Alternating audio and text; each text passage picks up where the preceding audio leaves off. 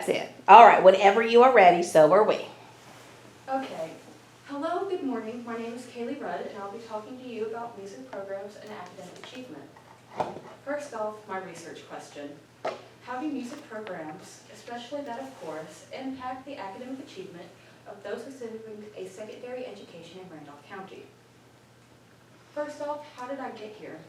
Well, it all started with an AP seminar in which we wrote papers on separate topics.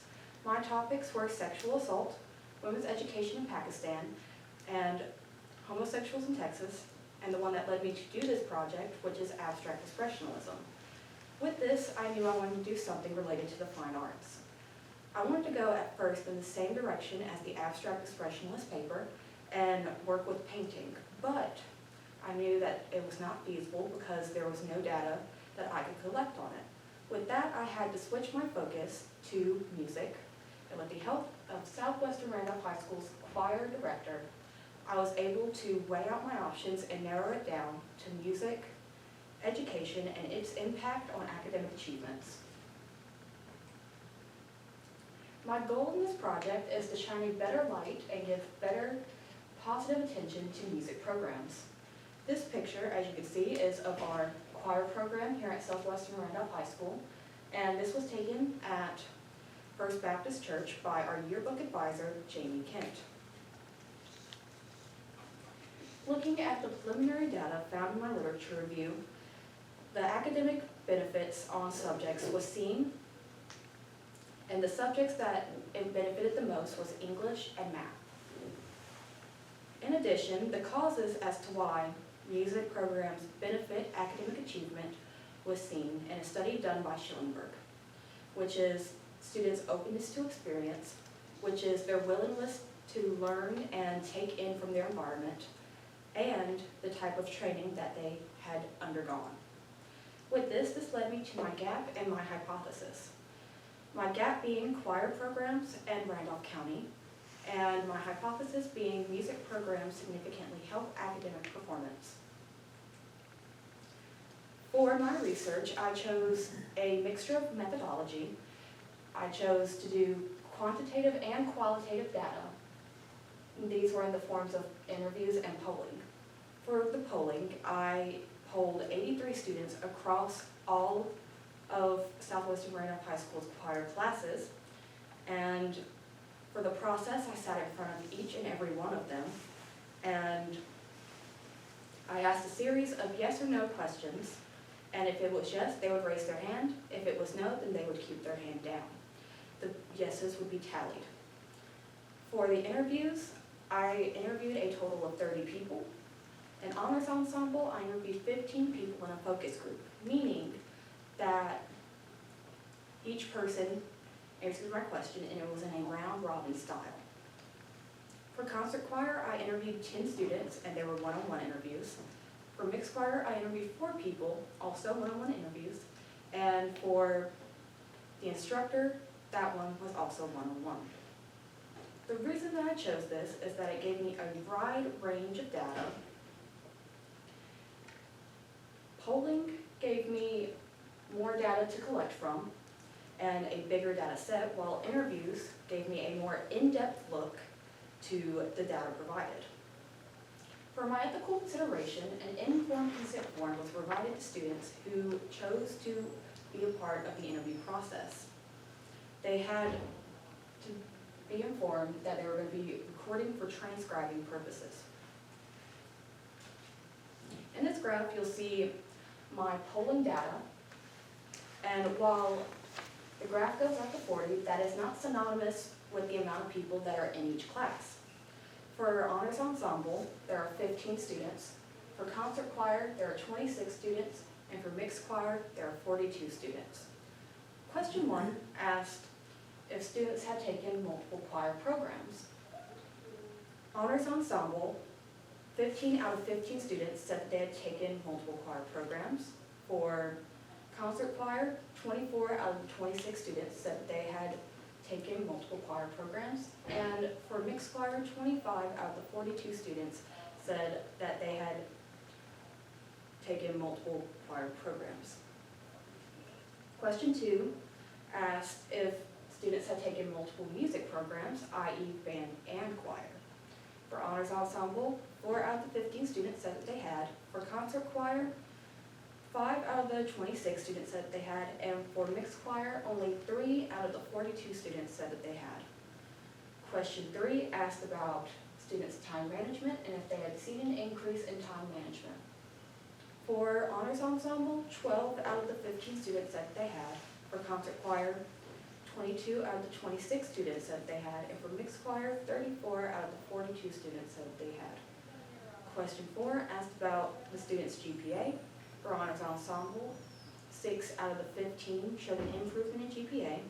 For concert choir, 3 out of the 26 students said they had seen an improvement, and for mixed choir, 23 out of the 42 students said they had seen an improvement.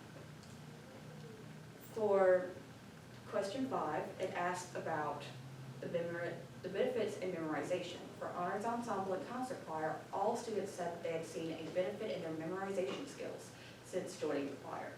For mixed choir, 37 out of the 42 said that they had seen an increase. Now, as for my last question, it is if academic performance was hindered in any way by our choir program. And across the board, 0 students said that they had seen a hindrance in their academic performance. My interviews expanded upon the polling data and took a more in-depth look into the answers provided and why they might have occurred. Across the board, like the polling questions, students did not see a hindrance in their academic achievement. However, there were no significant improvements in their academic achievement. Instead, they saw overall improvements, meaning that they didn't improve by leaps and bounds in their academics since taking choir programs, but they had improved by a tiny margin in all the topics provided. The questions asked were reading comprehension, time management, and memorization. For reading comprehension, the students who had seen an increase said that their ability to scan and pick out details increased as well. For time management, students said that they had to find a balance between work, school, home life, family, and chorus. And lastly, for memorization, this was the most improved upon skill overall between all classes. And this was because students have to memorize sheet music in order to attend concerts.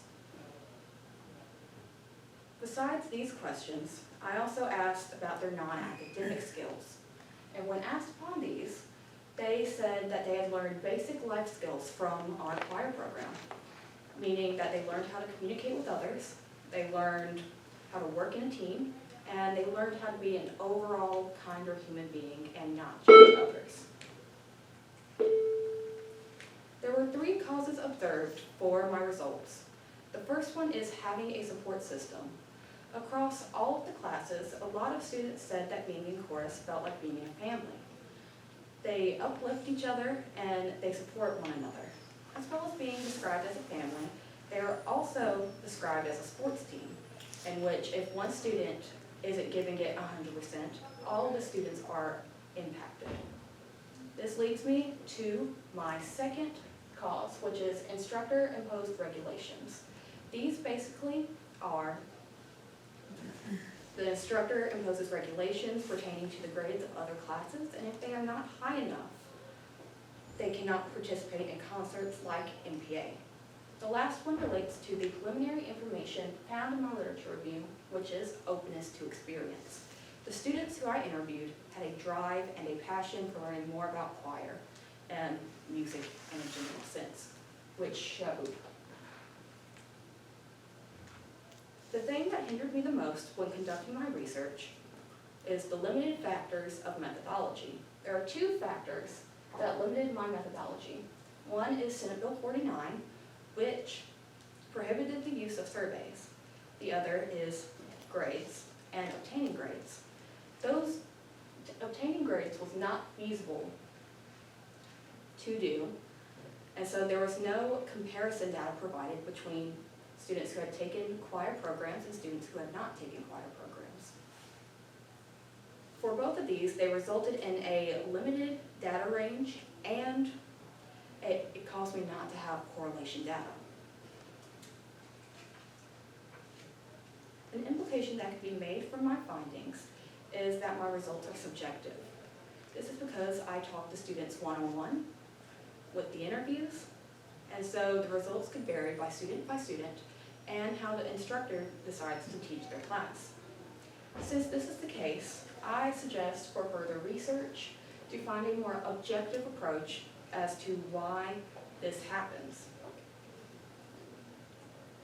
My personal conclusion that I made out of this is that while my new understanding is not supporting of my hypothesis that course significantly improves academic performance, it did not hinder it at all. This is because I didn't have enough data to make correlations between the two, academic performance and choir. Also, since my data is subjective, and subjectivity can depend on a bunch of different things, like school to school, with my results, and since I only studied Southwestern Randolph High School, my results only apply to Southwestern Randolph High School. Thank you. This concludes my presentation. All right, Ms. Cutler. So how did you determine which results generated by your research method were most important in informing your new understanding?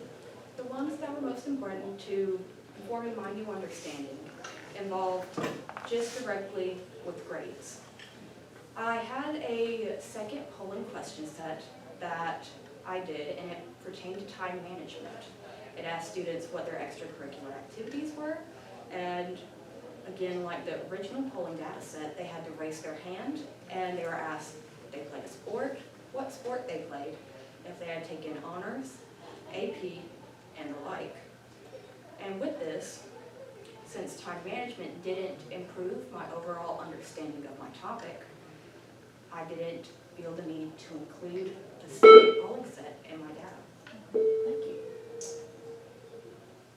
What are the real-world implications or consequences relating to your findings? I feel like the real-world implications and consequences would be, like my goal suggested, to provide a better and greater outlook on choir programs as a general whole. I feel like if more studies are done about my topic and showing the results that indicated that music programs did impact academic achievement, that music programs can gain wider support. Also beyond that, I've seen this happen in many different states. I have an acquaintance who lives in Texas, and he said that he has to do a year's worth of fine arts classes, and that is mandatory. And what was the most important research skill you developed as a result of this process, and how might you apply that in the future? The most important research skill I developed is communicating with other people. With my interviews, I communicated with the students and the instructor. It also improved my public speaking skills, in which I had to stand in front of the choir programs and conduct the poll. Mixed choir has 42 students, so it pushed me well outside of my comfort zone. As well as that, I've seen an improvement of my public speaking skills even now, even though I'm still taking AP research. An example of this is when I entered a speech competition in February. All right. Well done.